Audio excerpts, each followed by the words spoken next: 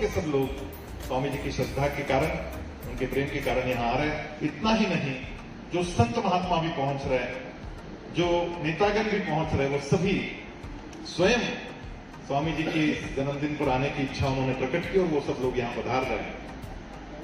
पूरे देश भर से, अलग अलग पीठों से लोग यहाँ पहुंचने वाले हैं और उनके अन्य कार्यक्रम यहाँ पर होने वाले हैं, जिसकी शुरुआत मराठी में होगी, कीर्तन परंपरा से होगी और फिर बाद में अंतिम 4 दिन जब देश भर से लोग आनंद के साथ संत श्री ज्ञानेश्वर महाराज के साथ जुड़ने के लिए आएंगे, तब हिंदी कार्यक्रमों का यहाँ पर आरंभ होगा और इस पुण्य भूमि को, इस ज्ञानेश्वर महाराज के जीवन चरित्र को, भगवत गीता को, हमारी रामायण को जन मन तक पहुंचाने के लिए जिन जिन लोगों ने काम किया उनका सम्मान होगा और यहां से भी वो कार्य आगे बढ़ेगा।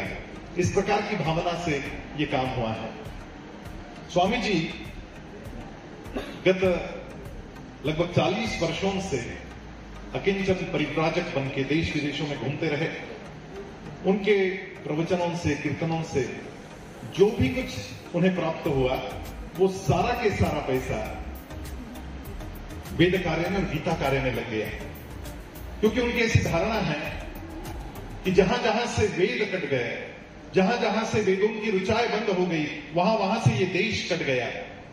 ये देश भारतवर्ष कहलाता था और ईरान, इराक, अफगानिस्तान से लेकर पाकिस्तान, बांग्लादेश, ये सारे ही प्रांत भारतवर्ष में हुआ करते थे। लेकिन वहां से वेद बंद हो गए, वहां से पंडितों को हटाया गया और फिर वहां पे जो आक्रमण हुआ, उसके कारण ये देश भी सिकुड़ता चला गया। ये देश बना रहे, इस भावना के साथ में संस्कृत ऐसी भाषा है, वेद ऐसे ग्रंथ है जो संपूर्ण भारतवर्ष को एकत्रित रखते हैं। फिर वो तमिलनाडु में जाए तो तमिल बोलने वाले लोग भी संस्कृत समझते हैं और उसी स्वरों में वेदों का उच्चारण करते हैं। तो स्वामी जी ने मणिपुर में, कश्मीर में, जगह जगह लगभग 37 स्थानों पर अपनी वेद पाठशालाएं खोली और वहां पर वेदों का अध्ययन आरंभ हुआ, अध्यापन आरंभ हुआ और एक समय पर लगभग 2000 छात्र निःशुल्क, उनके लिए सारी व्यवस्थाएं होती है और वो वेद समझते हैं, पढ़ते हैं और फिर अपने अपने स्थानों पर जाकर वहां पर लोगों के मन में श्रद्धा का भाव बनाते हैं और इस भारत देश का महिमा मंडन करते हैं, महिमा गान करते हैं। ऐसे वैदिक जो प्रतिदिन व्यायाम भी करते हैं, जो संगणक भी चलाते हैं। यहां पर जो 2000 वैदिक आए हैं वो स्वामी जी के ही शिष्य हैं। एक भी वैदिक यहां पर ऐसा नहीं पहुंचा है जो बाहर से बुलाया गया है। सारे के सारे स्वामी जी के शिष्य यहां का यज्ञ कार्य संपन्न कर रहे हैं। वहां पर भी आप जरूर जाएं और देखें कि किस प्रकार के पाठ चल रहे हैं, किस प्रकार का ये कार्यक्रम हो रहा है। हमारे जो धर्मग्रंथ है वो 51 धर्मग्रंथ अलग अलग, हमने ऋग्वेद देखा, सामवेद हमने सुना, लेकिन वो पुस्तक कैसी हमें पता नहीं। वहां पर वो पुस्तकें रखी गई है, उसकी पूरी जानकारी पीछे लिखी गई है। जो भी लोग यहाँ आएंगे उनको ये ग्रंथ देखने मिलेंगे, उनकी जानकारी प्राप्त होगी और उस जानकारी से उन ग्रंथों के प्रति उनका स्नेह भाव बढ़ता जाएगा।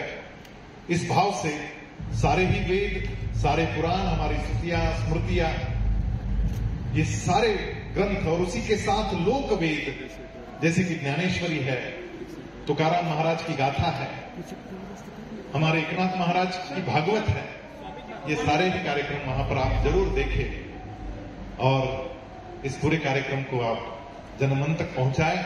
आप लोगों का फिर एक बार मैं सहर्ष स्वागत करता हूं। मेरे साथ में यहाँ पर आदरणीय गिरधर जी काले हैं जो कि इस पूरे कार्यक्रम के कार्यवाह हैं, कार्याध्यक्ष हैं। हमारे साथ आशु भैया गोयल है जो कि गीता परिवार के कार्याध्यक्ष है और मैं स्वयं डॉक्टर संजय मालपानी गीता परिवार का राष्ट्रीय कार्याध्यक्ष हूं। मैं स्वामी जी से निवेदन करता हूं कि आप प्रकार इनसे संवाद करें और इस कार्यक्रम के बारे में बताएं।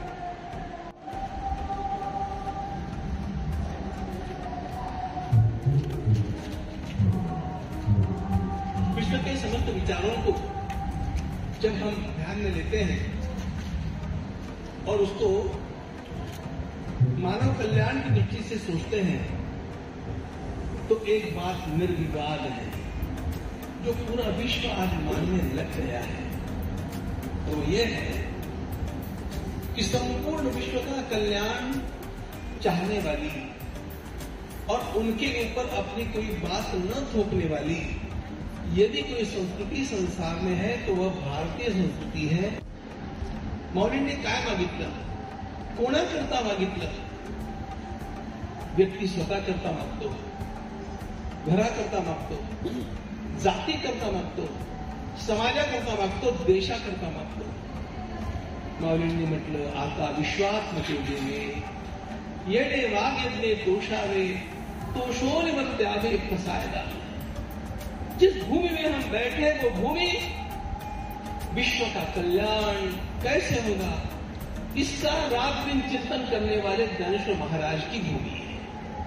किम बहुना सर्वसुखी पूर्ण होगो नित्य ही रोकी भजरो आदि पुरुषी अखंड. कहीं पर भी आपको ज्ञानेश्वर महाराज के विचारों में संकीर्णता मिलेगी नहीं. मैं एक बात आपको साफ साफ बतलाना चाहता हूं मित्रों. बचपन से मैंने कंपैरेटिव फिलोसॉफी का अध्ययन किया, सारे विश्व के विचारकों को देखा, दार्शनिकों को पढ़ा, योगियों को जाना, महायोगियों से परिचित होने का प्रयास किया और मेरे अंतःकरण में एक भावना सुदृढ़ हो गई कि संपूर्ण विश्व का विचार करने पर भी ज्ञानेश्वर महाराज जैसी विभूति अन्यत्र कहीं पर भी सुलभ नहीं है. सब अच्छे हैं, हमें सबके लिए आदर है, लेकिन ज्ञानेश्वर महाराज उन सबको एकत्रित करके चलते हैं, ये उनकी सबसे बड़ी विशेषता है. वे समन्वय की मूर्ति है और आज विश्व को समन्वय की आवश्यकता है.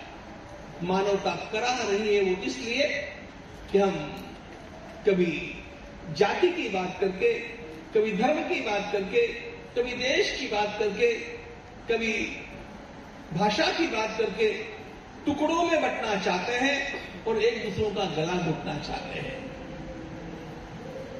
ये संजीवन समाधि ज्ञानेश्वर महाराज की उस महात्मा की समाधि है जिसने अनेक अत्याचारों को सहा, लेकिन सहने पर भी जिनके मुख से एक भी कठोर शब्द नहीं निकला.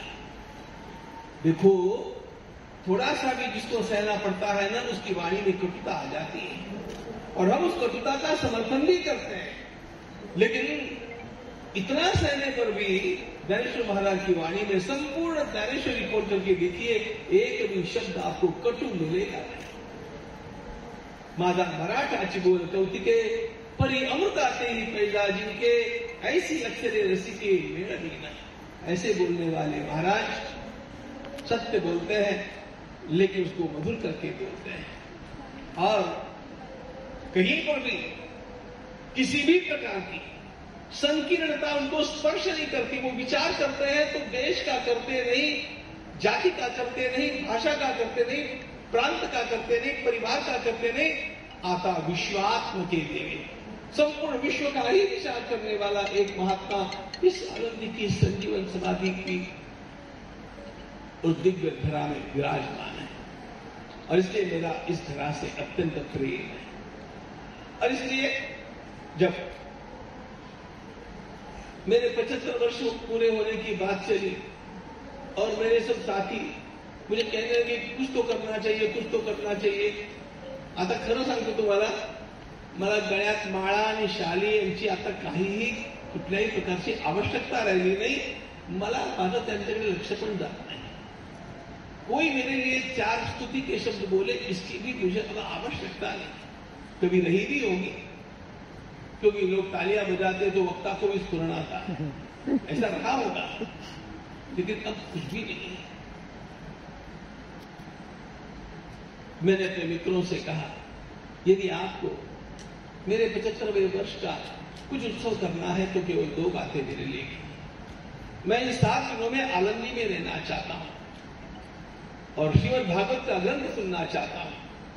मेरा श्रीमद् भागवत से अत्यंत लगाव है, प्रेम है, क्योंकि श्रीमद् भागवत हमारे वेदों का निष्कर्ष है और श्रीमद् भागवत ने ही भक्ति का वो प्रवाह बहाया है जिस प्रवाह से हमारे सारे संतों ने संपूर्ण समाज को एकत्रित किया, बटोर लिया, एक सूत्र में बांधा।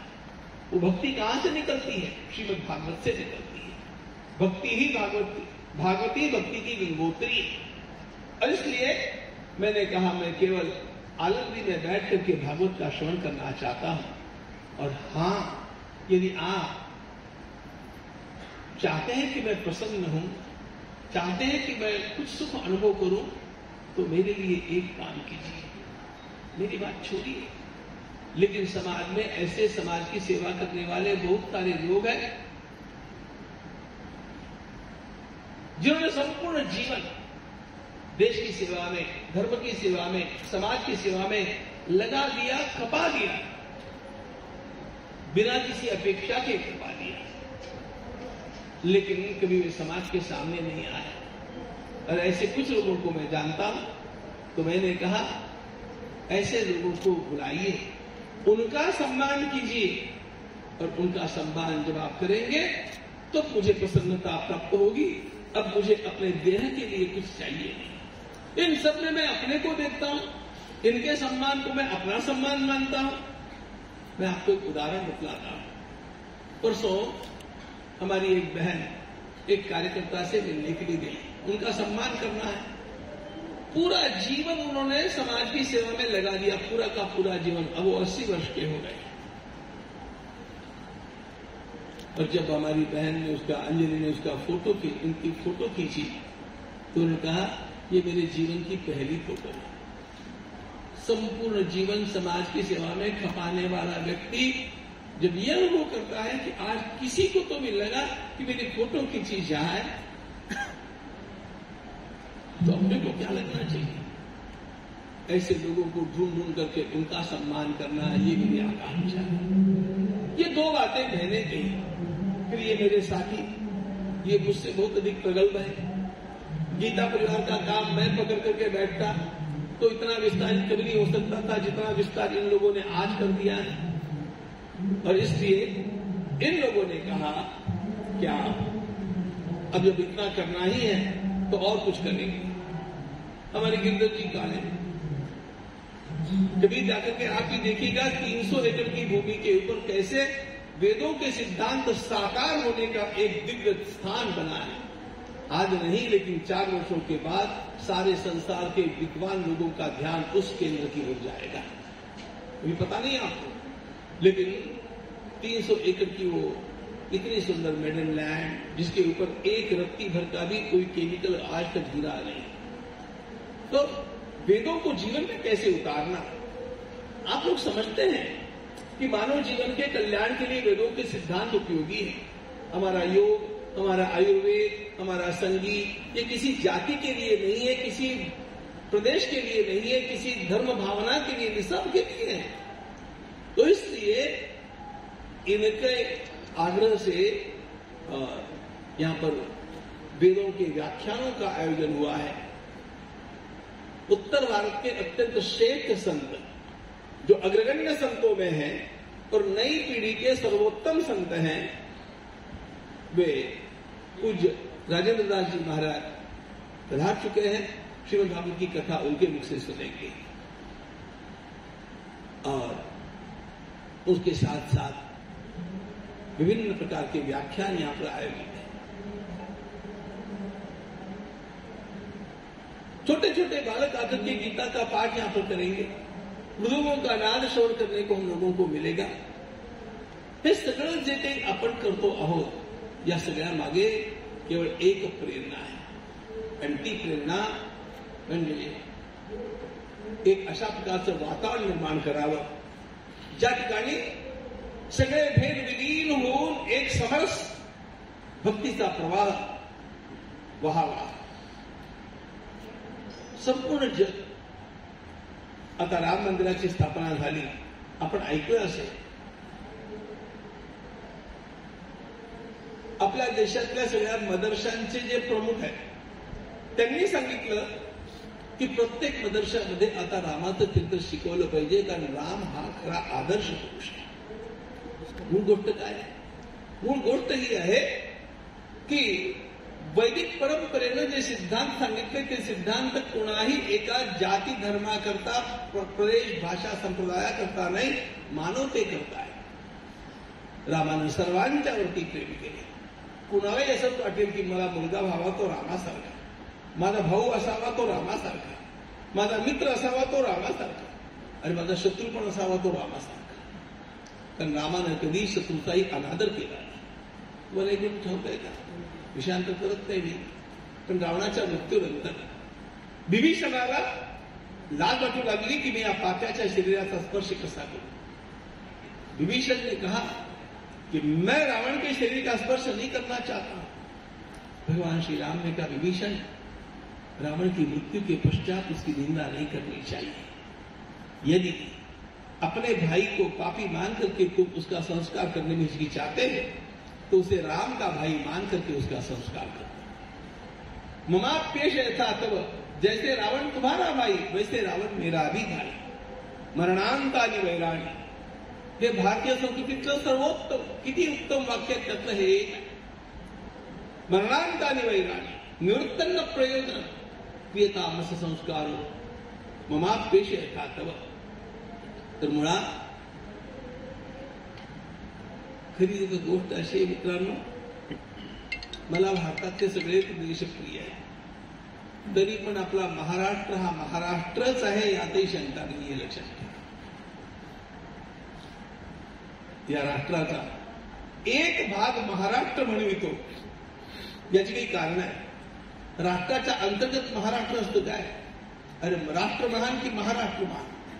त्यामुळे हा जो महाराष्ट्र आहे, हा महाराष्ट्र सगळा पोचला गेला तो संतांच्या विचारावरती पोचला गेला, आणि त्या सगळ्या संतांच्या विचारांची गंगोत्री आळंदी ही आहे. महायोग पीठे तटे भीमरत्या, पंढरपूरचा पांडुरंग हा तुम्ही जाऊन बघाल कोणाच्याही लक्षात येईल. It's not a religion, it's federation of so many religions.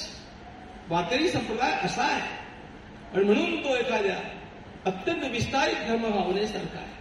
आणि ते सगळे विचार या समाजाला माऊलींच्या पासून मिळायला आरंभ झाला. आणि म्हणून त्या ज्ञानोबांचा, त्या तुकोबांचा धर्म आपल्या मुलांच्या अंतःकरणात गेला पाहिजे. आणि आपला धर्म म्हणजे काय?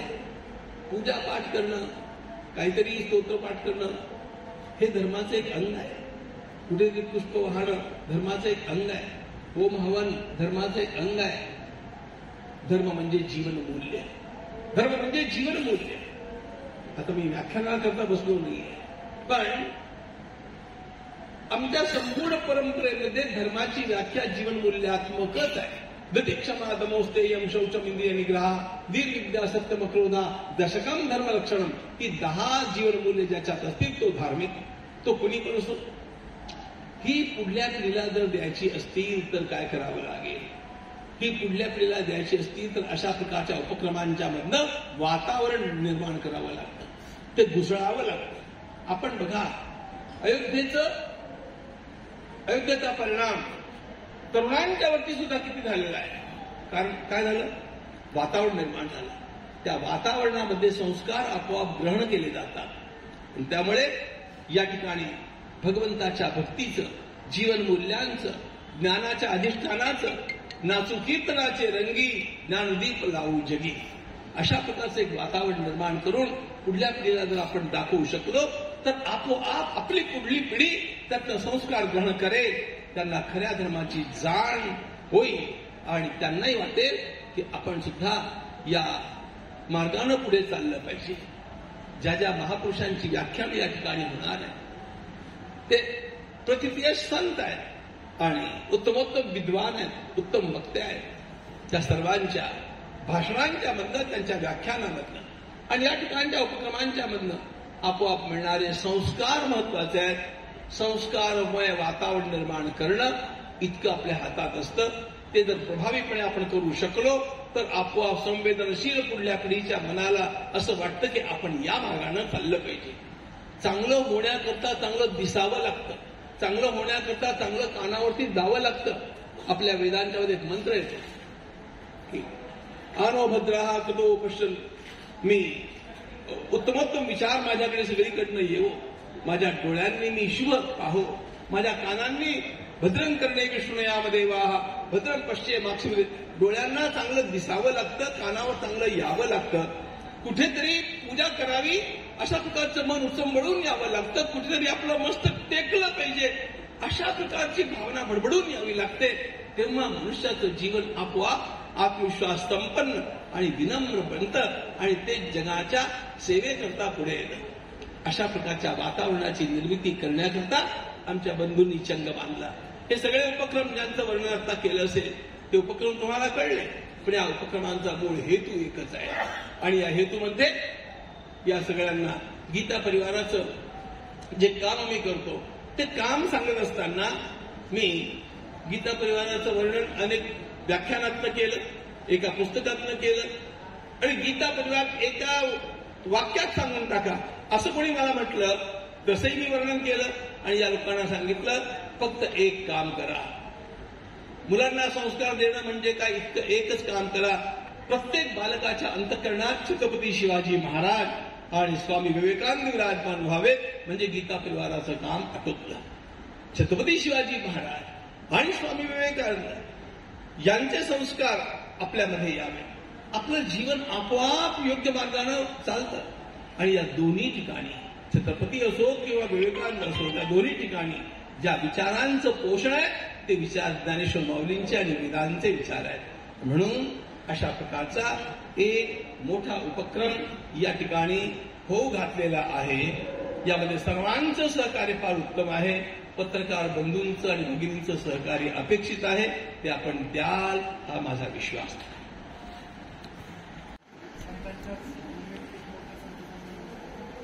ही योजना कशी आखली? गीतेचे विचार आपण आपल्या जीवनात उतरवले पाहिजे. गीता वाचण्याकरता नाहीये. आमच्या गीता परिवाराचं एक ब्रीद वाक्य बरं का, गीता पढे पढावे जीवन में लाय. गीता वाचावी, गीता शिकवावी, जीवनात ती उतरवावी. त्या गीतेच्या विचारामध्ये एक विचार आलाय, देवद्विज गुरु प्राज्ञ पूजनम शौचमार्जवम. काय काय केलं पाहिजे? गीतेनं सांगितलं देवांची पूजा केली पाहिजे, उत्तमोत्तम विप्रांची वेदपाठी लोकांची पूजा केली पाहिजे, संतांची पूजा केली पाहिजे. संत म्हणजे कोण? विचारवंत सगळे. आमच्या माऊलींची व्याख्या तुम्हाला ठोकत आहे. संन्यासाची काय व्याख्या आहे? माऊलींच्या संन्यासाची व्याख्या फार गोड आहे बरं का. मी आणि माझेही आठवण, मी आणि माझेही आठवण विसरले दयाचे अंतःकरण, पार्था तो संन्यासी जाणं निरंतर, ही माऊलींची संन्यासाची व्याख्या आहे. The I-ness and the मायनेस.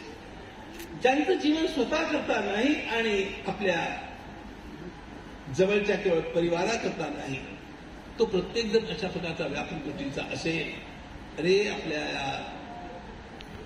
महाराष्ट्रामध्ये किती संत मंडळी अशा प्रकारची आहेत जी वणवण करतायत, लोकांना नीट करण्याकरता. आमचे संजय महाराज पाचपूर तुम्ही आता बघा, अख्खं जीवन त्यांचं गोमातेची रक्षा करण्याकरता आणि समाजाला संस्कार देण्याकरता गेले.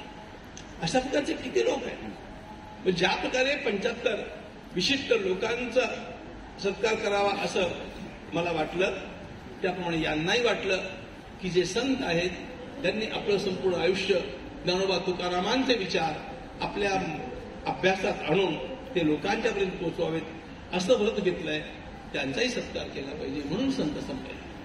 खरं तर अयोध्येत राम मंदिर झालेलं आहे, मात्र आता पुढचं पाऊल काय असणार आहे? अयोध्येत राम मंदिर झालं, पुढचं पाऊल भक्ती महोत्सव आहे. आता तरी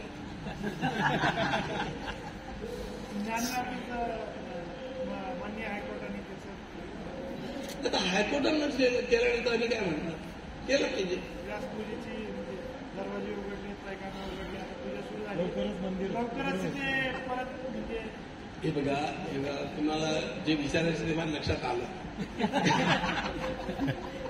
तो आजचा मुद्दा नाहीये, पण तरी पण हिंदी में बात करता हूं. बात ऐसी है कि माननीय अशोक जी सिंघल ने बहुत पहले से कहा था कि विदेशी आक्रमकों ने लगभग 3500 मंदिर तोड़े, उनमें से केवल 3 मंदिरों के निशान हम मिटाना चाहते हैं. और इसलिए आप लोगों को आगे आकर के सहयोग करना चाहिए। आपको एक बात बता देता हूं, इस विवाद को आप कभी भी हिंदू मुस्लिम विवाद मत समझना। मैं इसमें पहले से जुड़ा हुआ हूं। मूल बात यह है, आक्रामकों के द्वारा जो अपमान किया गया, उस अपमान के चिन्हों को नष्ट करना, इतनी ये बात है। आक्रामक अलग बात है। और इसलिए आक्रमण के इन सारे निशानों को नष्ट करने के लिए केवल 3 मंदिर मांगे। अब बहुत सारे लोग उसके लिए तैयार भी थे, कुछ लोग नहीं भी थे। आखिर परमात्मा की कृपा से शांति से वह समाधान हो गया। तो जब शांति से समाधान होने का दौर चल गया, तो मेरा विश्वास है कि अगला समाधान भी शांति से होगा। आप जो अपेक्षा कर रहे हैं वैसा कुछ भी होने वाला नहीं है, सब कुछ शांति से होने वाला है। मेरा देश बदल रहा है, सबके भीतर सद्बुद्धि जग रही है और राम सबके भीतर विराजमान